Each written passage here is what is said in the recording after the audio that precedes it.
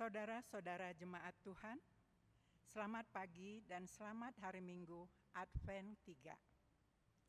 Majelis Jemaat GPIB Bethel Bandung mengucapkan selamat beribadah kepada seluruh warga jemaat dan simpatisan.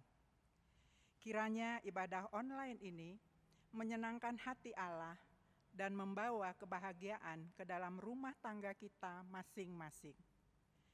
Tema bacaan Minggu Advent 3 ini adalah bersorak-sorak karena kehadirannya berdasarkan Yesaya pasal 35 ayat 1 sampai 10.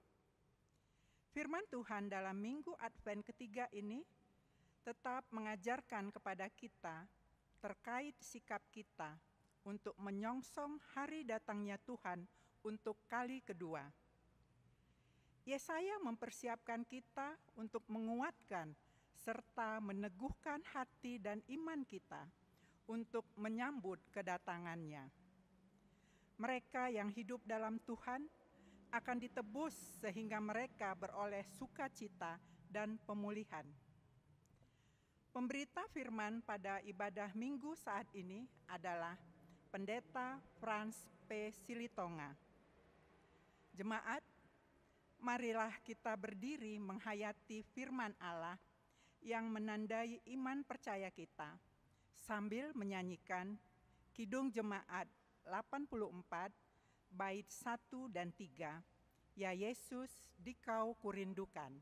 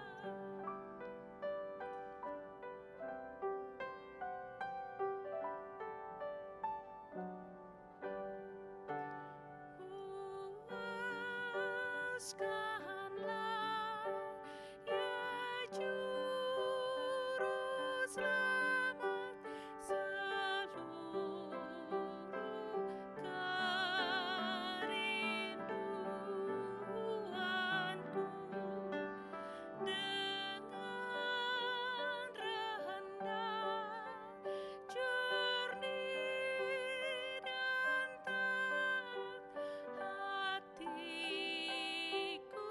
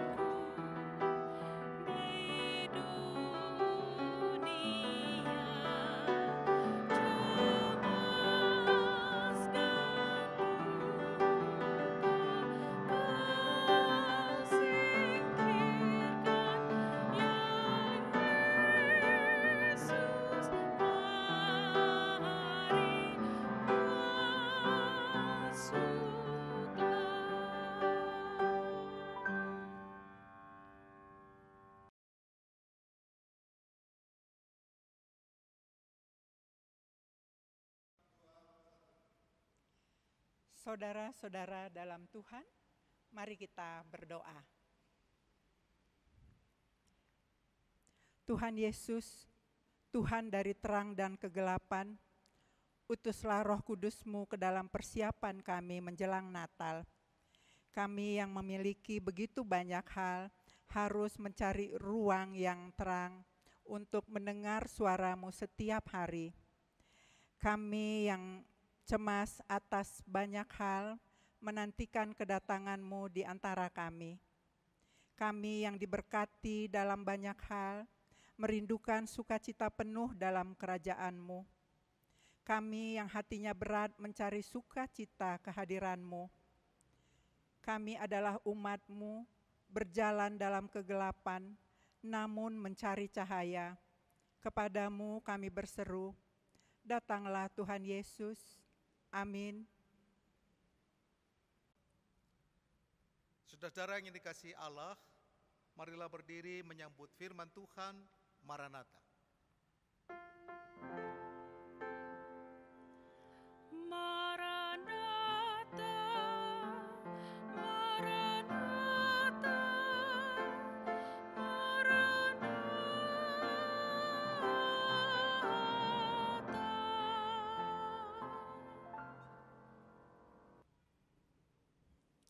Pembacaan Alkitab pada hari Minggu Advent ketiga adalah dari Yesaya 35 ayat 1 dan sampai dengan 10, dan kita akan membacanya secara gilir ganti.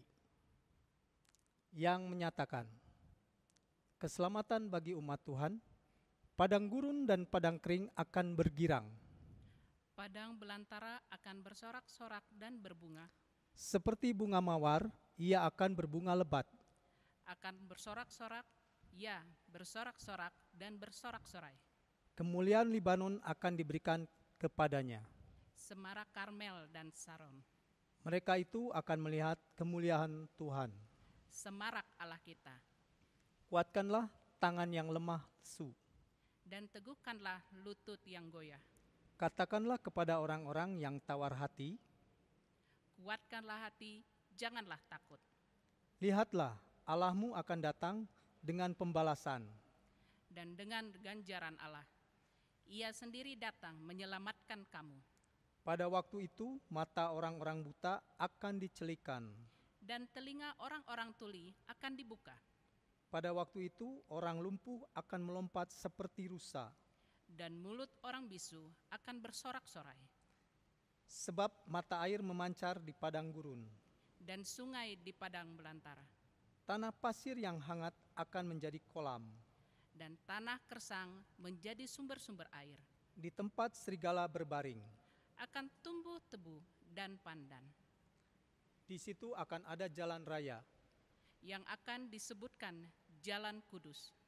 Orang yang tidak tahir tidak akan melintasinya. Dan orang-orang pandir tidak akan mengembara di atasnya. Di situ tidak akan ada singa. Binatang buas tidak akan menjalaninya dan tidak akan terdapat di sana. Orang-orang yang diselamatkan akan berjalan di situ. Dan orang-orang yang dibebaskan Tuhan akan pulang. Dan masuk ke Sion dengan bersorak-sorai. Dengan sukacita abadi meliputi mereka. Kegirangan dan sukacita akan memenuhi mereka. Kedukaan dan keluh kesah akan menjauh. Demikianlah pembacaan kita pada hari ini. Hendaklah firman Tuhan dengan segala kekayaannya menetap di dalam hatimu dan ucaplah syukur kepada Allah.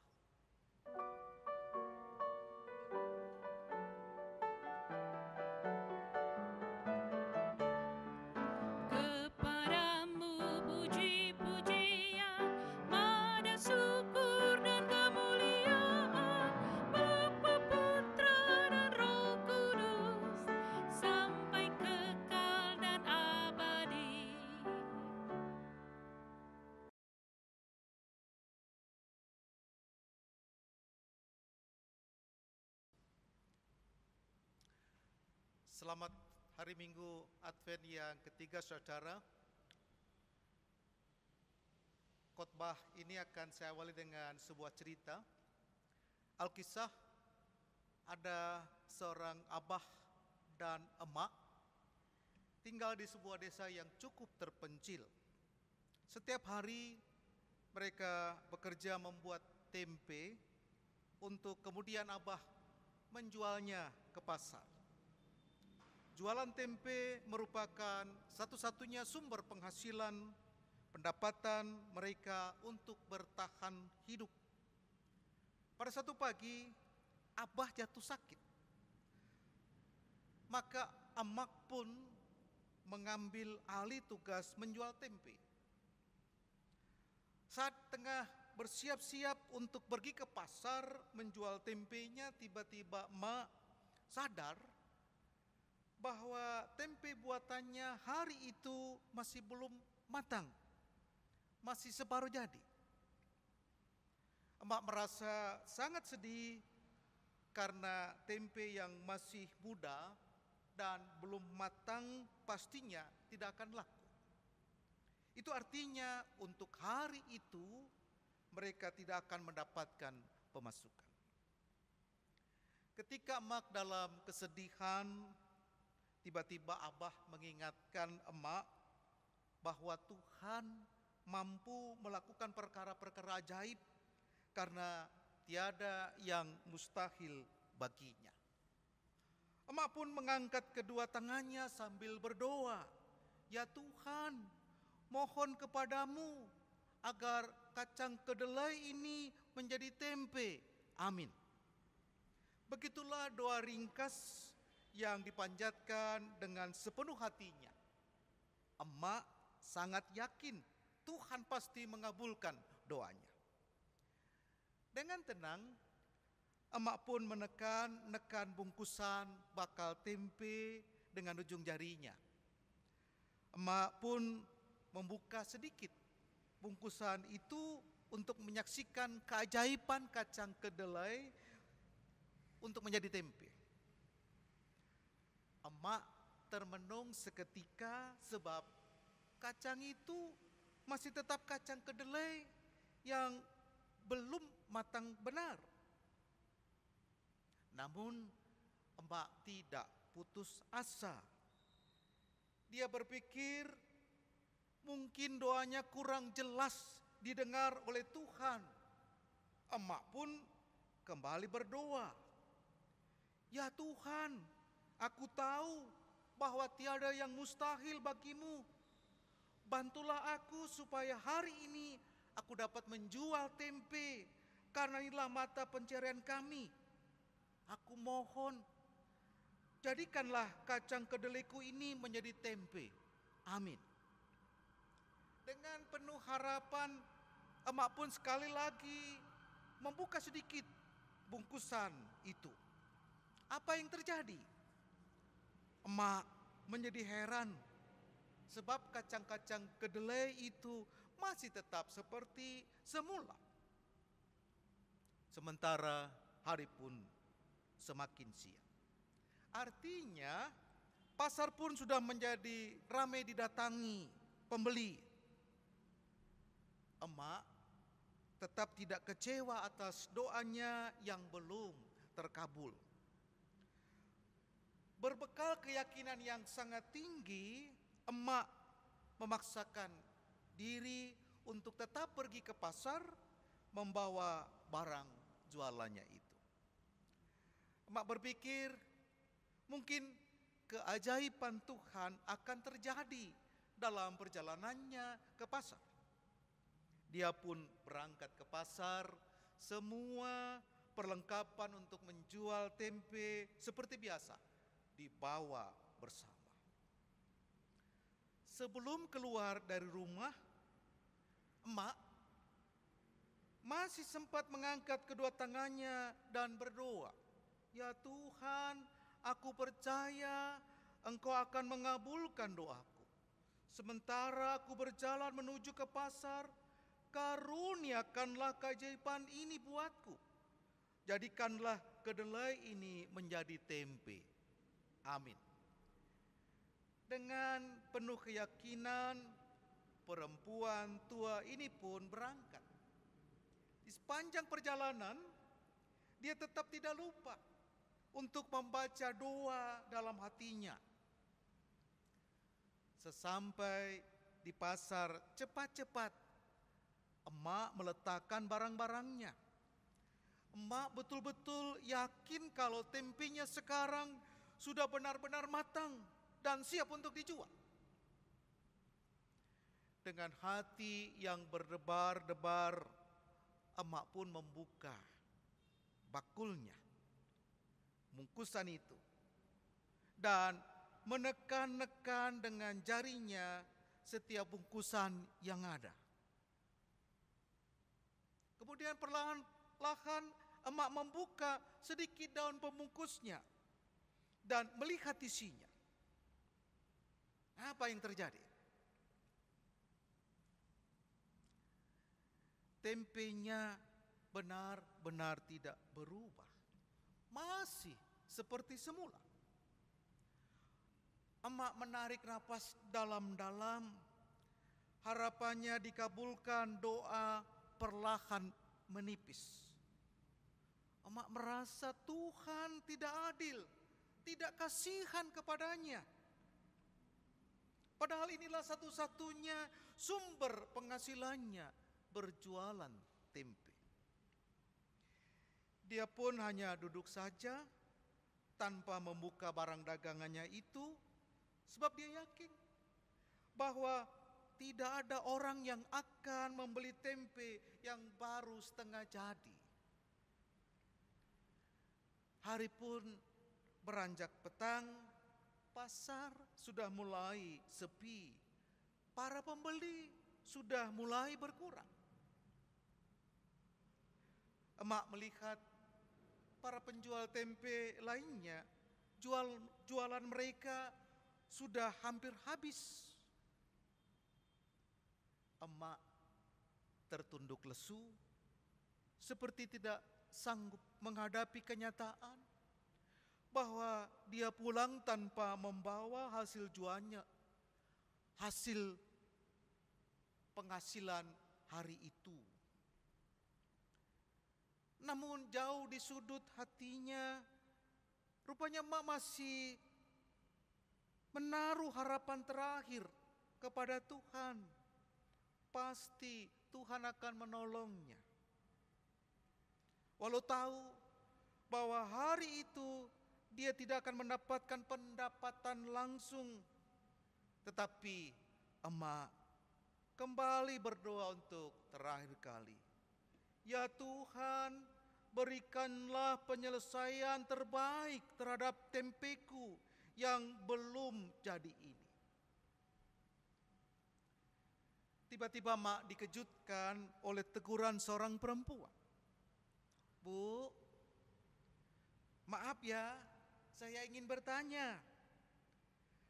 Apakah ibu menjual tempe yang belum jadi? Dari tadi saya sudah pusing keliling pasar ini untuk mencarinya, tapi tidak ketemu juga. Emak langsung termenung, seakan tak percaya dengan apa yang didengarnya. Betapa tidak terkejut, sejak 10 tahun dia menjual tempe, tidak pernah ada seorang pun pelanggan yang mencari tempe belum jadi. Sebelum emak menjawab sapaan perempuan di depannya itu, cepat-cepat emak berdoa dalam hatinya. Ya Tuhan, saat ini aku tidak mau tempe ini menjadi matang. Biarlah kacang kedelai ini tetap seperti semula. Amin. Sebelum menjawab perempuan itu, emak pun membuka sedikit daun penutupnya. Alangkah senangnya hati emak. Ternyata memang benar, tempenya masih seperti semula.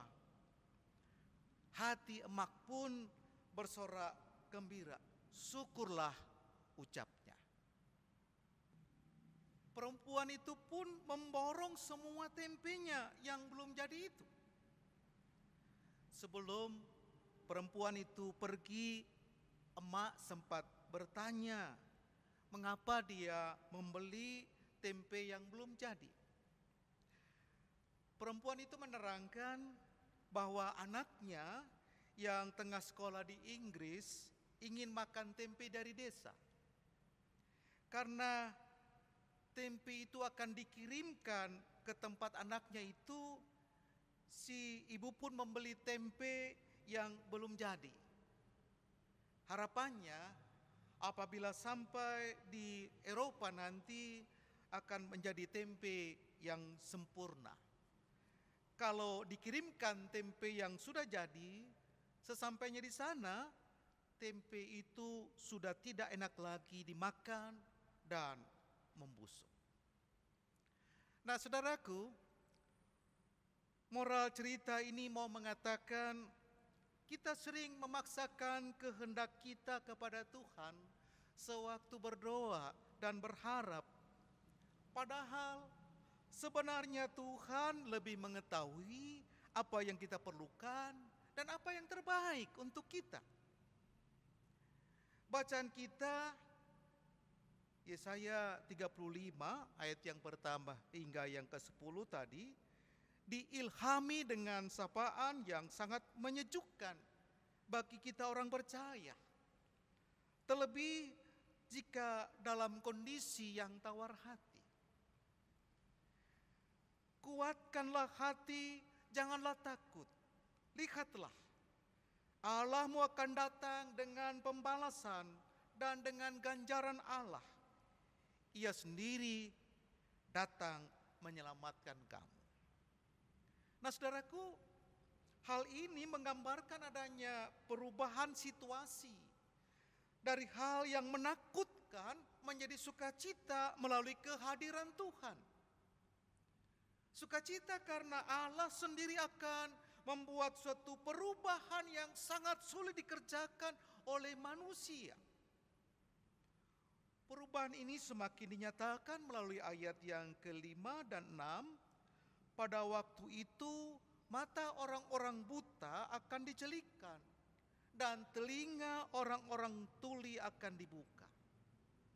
Pada waktu itu orang lumpuh akan melompat seperti rusa dan mulut orang bisu akan bersorak-sorai. Sukacita karena Allah akan membuat alam menjadi sumber penghidupan dan kesegaran.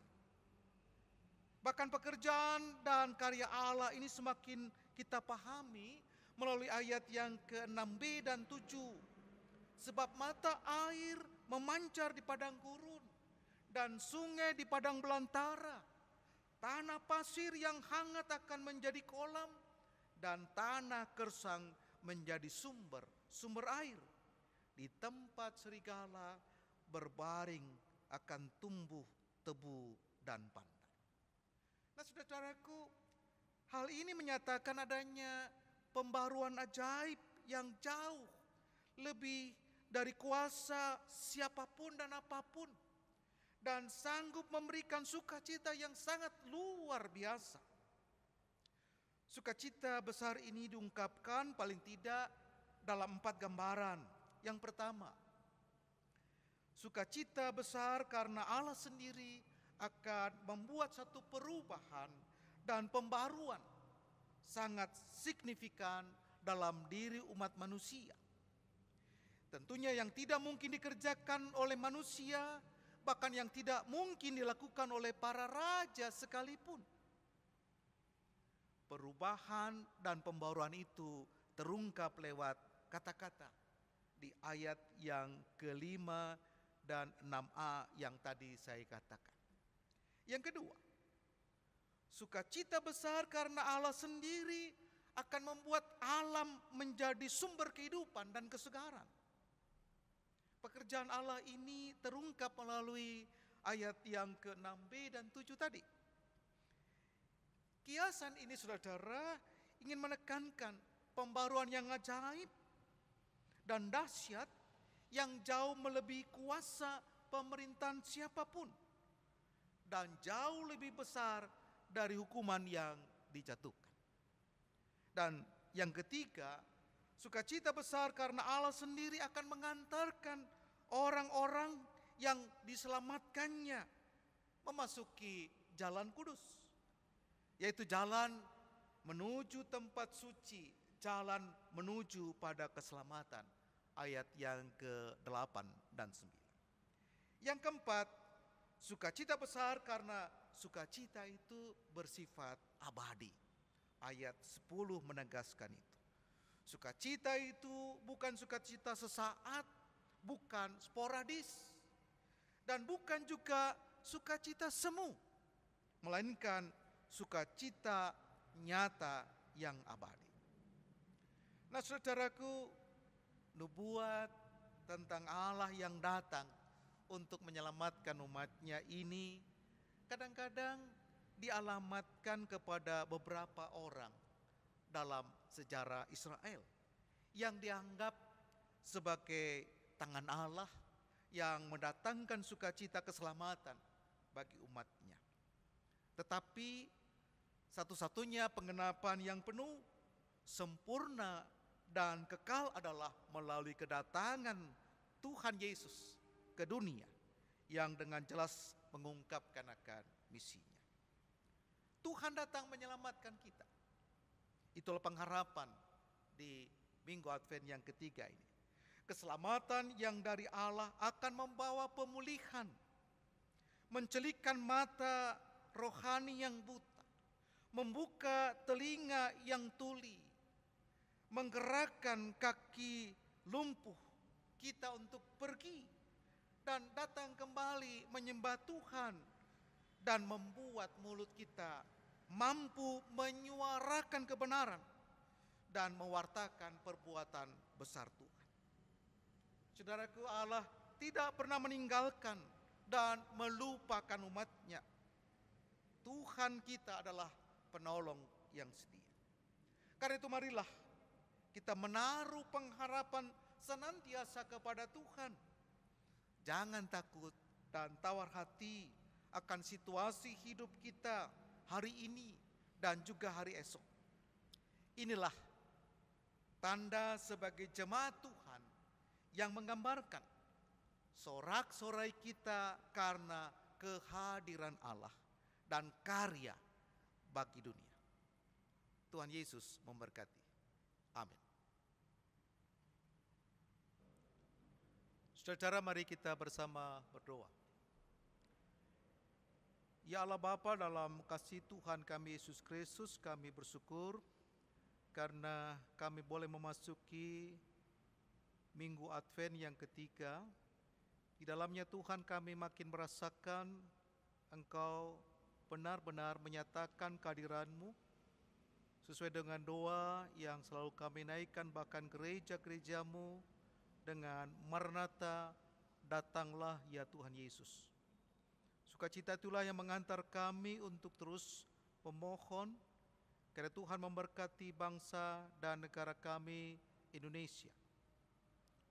Terlebih Tuhan, kami menyerahkan baik pemimpin di pemerintahan negara maupun juga pemimpin bangsa, sehingga mereka pun Tuhan pakai untuk menjadi alat pemersatu bangsa ini, sehingga kami pun dapat benar-benar merasakan Tuhan menaungi kami bersama. Secara khusus Tuhan, kami mau berdoa bagi Bapak Presiden dan Wakil Presiden beserta dengan jajarannya. Kami berdoa bagi TNI dan Polri. Kami berdoa bagi semua orang yang Tuhan percayakan, terlebih anak-anak Tuhan, untuk menjadi penyelenggara negara ini. Biarlah mereka juga Engkau pakai, Engkau percaya untuk menyatukan, mempersatukan bangsa ini. Terlebih Tuhan, ketika kami bersama sedang terus menghadapi pandemi COVID-19 dan mempersiapkan diri untuk memasuki era new normal. Engkau memberkati kami semua ya Bapa.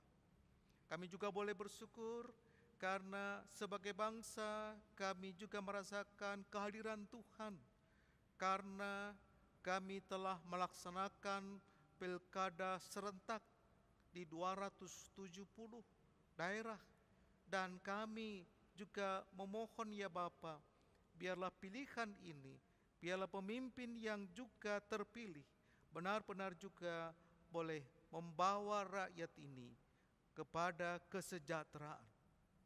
Kami berdoa bagi gereja Protestan di Indonesia bagian Barat, bahkan mulai dari majelis sinode, bahkan juga majelis jemaat sampai ke pos-pos pelayanan kesaksian.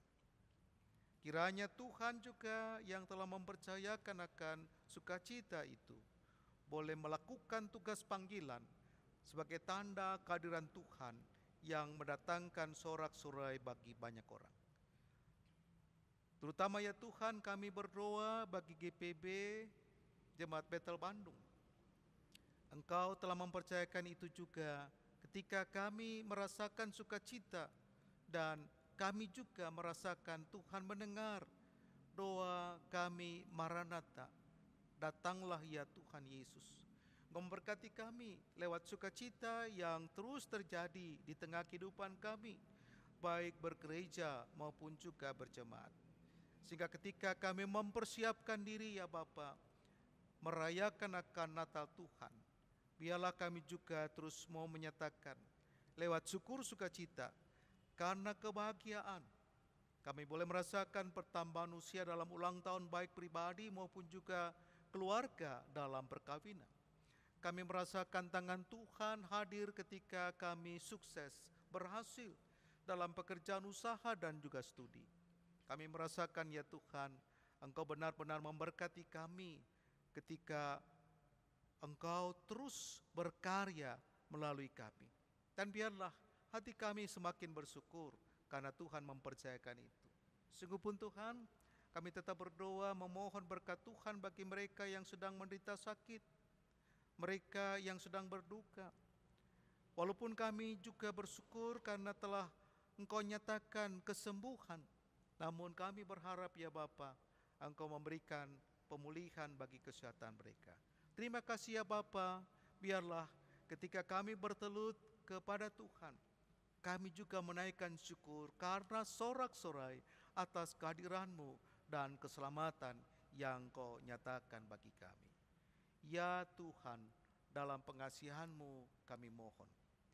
Dengarkanlah doa kami. Peliharalah kami dalam kasih Tuhan Yesus yang telah mengajar kami berdoa.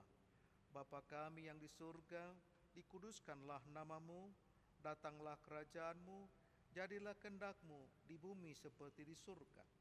Berikanlah kami pada hari ini makanan kami yang secukupnya.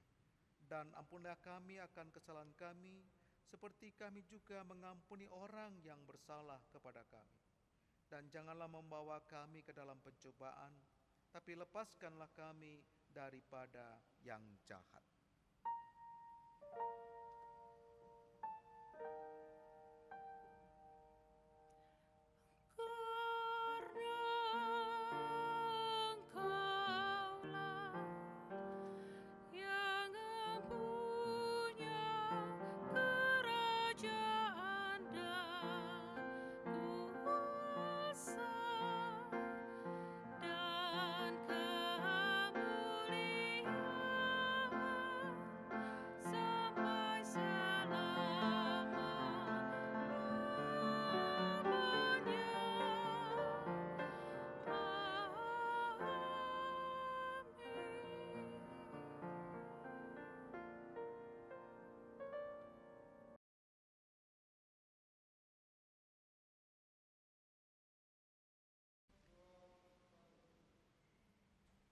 Saudaraku, dengan memberi persembahan, kita mengaku bahwa tubuh, jiwa, dan roh, serta segala yang ada pada kita adalah berasal dari Tuhan dan pada hakikatnya milik Tuhan.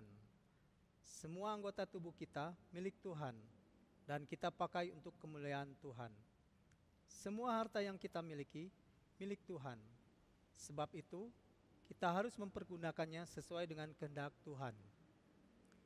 Kita percaya bahwa Tuhan mencukupkan kebutuhan kita dan menjamin masa depan kita. Maka, marilah kita memberi persembahan syukur kepada Allah yang Maha Baik.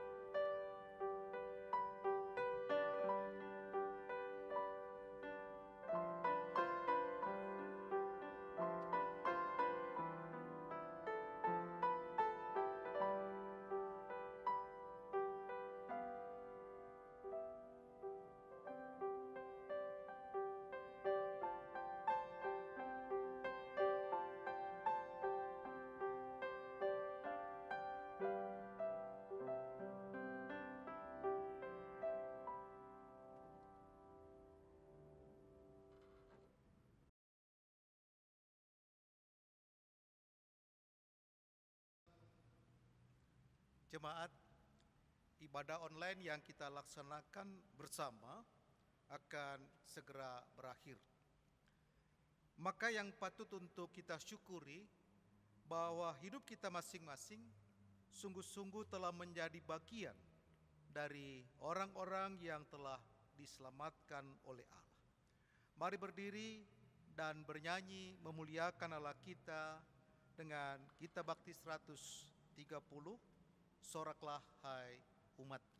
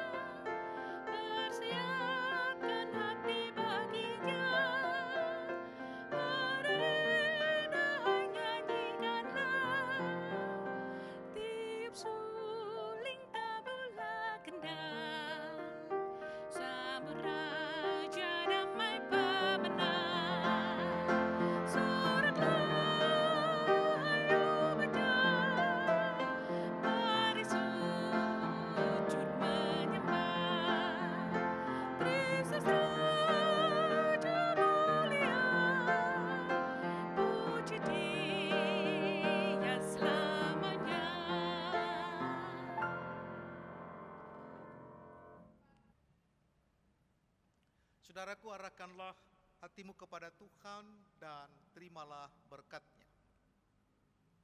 Tuhan memberkati engkau dan melindungi engkau. Tuhan menyinari engkau dengan wajah-Nya dan memberi engkau kasih karunia. Tuhan menghadapkan wajah-Nya kepadamu dan memberi engkau damai sejahtera.